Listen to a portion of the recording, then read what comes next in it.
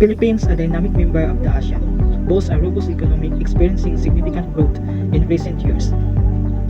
Its average annual growth rate of 4.6% between 2014 and 2023 reflects its successful transition from an agrarian society to a newly industrialized nation. Key trade partners like Hong Kong play a crucial role in the Philippine economy, and the country contracts considerable foreign investment, particularly in sectors like electronics, manufacturing, and real estate. Understanding the impact of trade, fiscal policies, and exchange rates is vital for sustaining economic growth. Trade fosters competition and innovation while fiscal policies influence spending, taxation, and government revenue.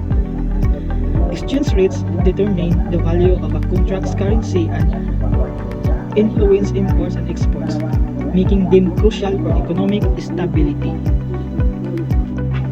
The case study highlights several key trends. The Philippines is a significant trading partner for Hong Kong, ranking as the 14th largest trading partner globally and 5th largest within Asia.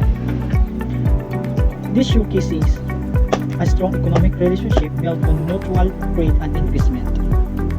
The Philippines is actively attracting foreign investment through its Strategic Investment Priorities Plan or SIPP, offering tax incentives to priority sectors. The country has also eased restrictions on foreign ownership in several areas, including the tech sector and renewable energy, further encouraging foreign investment. The Philippines employs various fiscal policies to manage economic activity. For example, the reduction of corporate income tax or CIT for foreign corporations aims to boost foreign investment and encourage business activity. Additionally, the government implements tariffs and non-tariff barriers to protect local producers and manage trade balances. The government's active role in stimulating the economy through spending on infrastructure and social services aligns with Keynesian economic principles, which emphasize government intervention to manage economic cycles. The case study mentions the impact of exchange rates on imports and exports, aligning with theories like the Mandel-Fleming model, which demonstrate the relationship between exchange rates, monetary policy, and economic output. The Philippine economy's growth trajectory is consistent with endogenous growth models, which emphasize the role of innovation, technology, and human capital in driving long-term economic expansion.